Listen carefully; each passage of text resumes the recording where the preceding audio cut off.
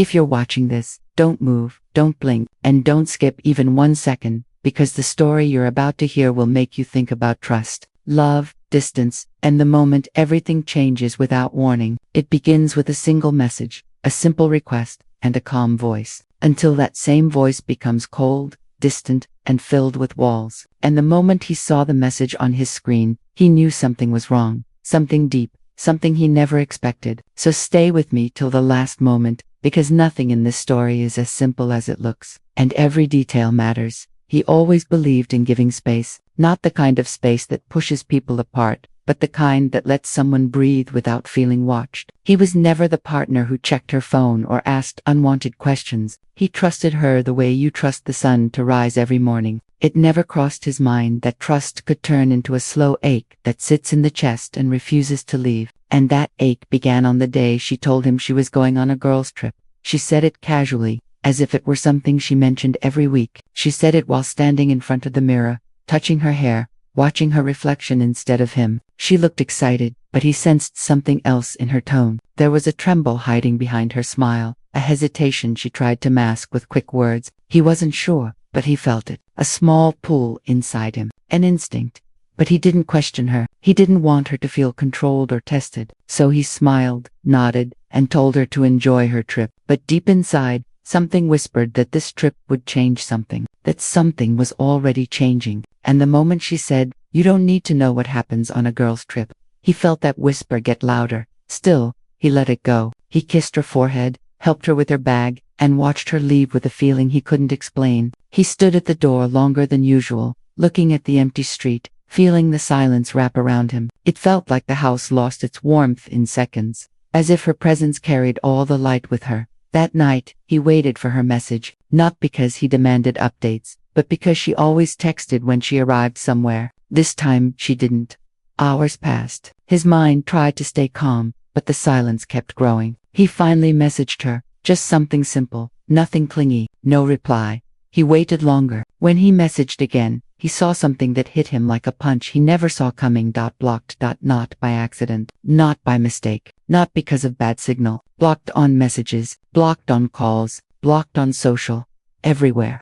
He sat there staring at his screen, not blinking, not breathing for a moment. His hands felt cold, his heartbeat felt heavier. He didn't understand. He didn't even know what he did wrong. He kept asking himself the same question over and over again. Why would she block me? He replayed their last conversation in his head. She wasn't angry. She wasn't upset. She didn't complain about anything. She didn't even raise her voice. So why would she shut him out so suddenly? Why leave him in the dark like he did something unforgivable? He spent the whole night awake, lying on his back, staring at the ceiling. Every small sound made him turn his head, as if expecting her to walk through the door. But the hours kept moving. The night kept turning colder, and the silence kept growing heavier. He tried to convince himself it was a mistake, some technical issue. But deep down he knew the truth. People don't block their partners by accident. They block them when they want distance, when they want to hide something, when they don't want someone to see what they're doing. The next morning, he woke up early, even though he never slept. His eyes felt heavy, his head hurt, and his chest felt tight. He stared at her side of the bed, untouched, cold, too quiet. He tried calling again. The call didn't even connect. He messaged her once more, hoping that maybe she unblocked him. But the message turned red again, blocked. He told himself not to jump to conclusions, not to think the worst. But when someone disappears like that, your mind becomes your enemy. It starts building stories, scenes, fears, possibilities that twist inside your ribs. He tried to distract himself. He cleaned the house, even though it was already clean. He washed the dishes twice. He walked around the rooms like he was searching for something that wasn't there. He kept looking at his phone every few minutes. Every notification made his heart jump, hoping it was her. It never was. He found himself sitting on the couch with his hands pressed against his face. His thoughts kept circling, getting louder, getting sharper. Why would she block him right when the trip started? Why tell him he didn't need to know what happens there? Why act like he was a stranger? He tried reaching out to one of her friends, someone who usually responded fast. This time, the message wasn't seen. He tried another one. Same result. He didn't want to look like he was panicking, but the truth was he was. Anyone would panic if the person they loved suddenly shut them out without warning. Hours turned into another day. The pain in his chest grew heavier. He couldn't eat, he couldn't focus. It felt like his whole world flipped upside down. Every memory of her felt like a knife, turning slowly, and he kept asking himself if he missed something big,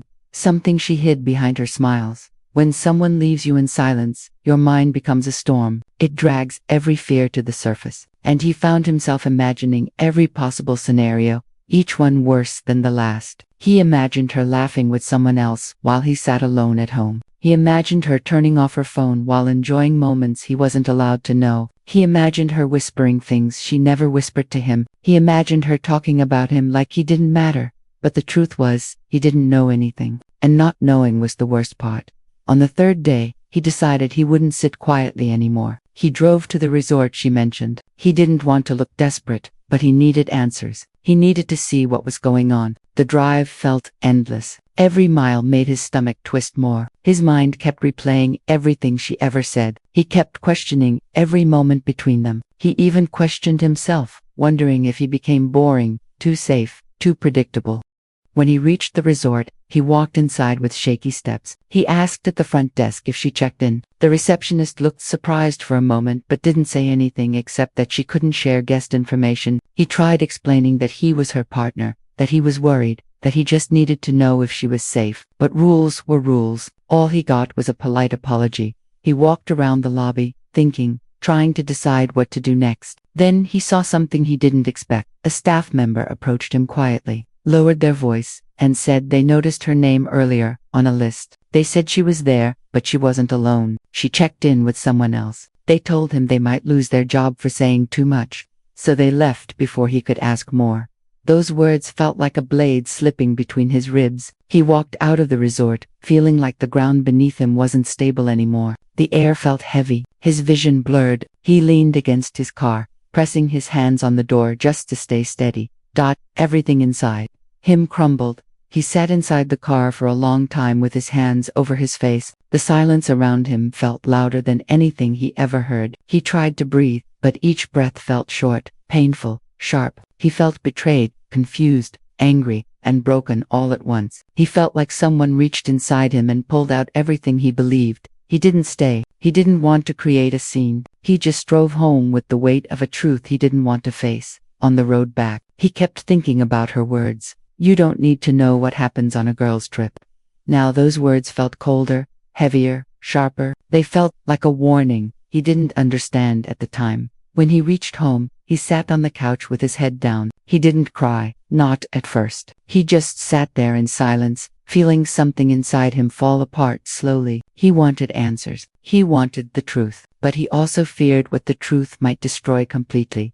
Days passed. He couldn't reach her. He couldn't sleep. He couldn't eat. He felt like a ghost in his own home. Then on the 7th day, she walked through the door like nothing happened. She smiled like everything was normal. She placed her bag down as if she didn't block him, as if she didn't vanish without a word, as if she didn't tear his heart apart. He looked at her with eyes filled with questions he couldn't form into words. She looked back with a calm face. No guilt, no worry. She simply said she had a good time. She didn't explain. She didn't apologize. She didn't even seem bothered by the silence she left him in. And when he asked why she blocked him, she shrugged. She said it was a girl's trip. She said she didn't want to be bothered. She said he didn't need to know everything she did. She said he was making a big deal out of nothing. Those words hit him harder than anything before. She spoke as if his pain meant nothing, as if his worry was annoying, as if his love was a burden she didn't want to carry. He realized in that moment that something inside her changed long before the trip. He just didn't see it, or maybe he didn't want to see it. Maybe the warning signs were always there, hidden in small gestures, small shifts, small silences. And now he was standing in front of someone who no longer saw him the same way he saw her. But he didn't shout. He didn't argue. He didn't break down in front of her. He just stood there quietly, feeling the truth settle in his chest like a stone. When someone blocks you without explanation, disappears without care, and returns without guilt, that person already left you long before their body walked out the door. He realized he deserved better. He deserved honesty. He deserved someone who didn't treat his love like something disposable. He deserved someone who didn't shut him out when it was convenient. That night, he lay in bed staring at the ceiling with tears rolling silently down his face. Not because he lost her, but because he finally found the truth. And truth hurts more than lies, but truth also frees you. And slowly, he felt something inside him shift. The pain didn't disappear, but it cleared the path for clarity. He understood that sometimes love ends quietly, in ways you don't notice until the final moment. Sometimes people walk away even while standing next to you. Sometimes the person you trust the most becomes the person who hurts you the deepest. But pain doesn't last forever. And one day, after all the hurt settles, you realize the world doesn't end when someone stops loving you. It only changes shape. And he chose to rebuild. He chose to stand up again. He chose to become someone who could love again, not someone who fears love, but someone who understands that love is not meant to be begged for, chased, or forced. Love is meant to be shared, and if someone doesn't share it with you, then they were never meant to stay. So keep watching, keep listening, and remember this: sometimes, losing someone becomes the moment you find yourself again, and that is where his healing began. Subscribe for more stories like this.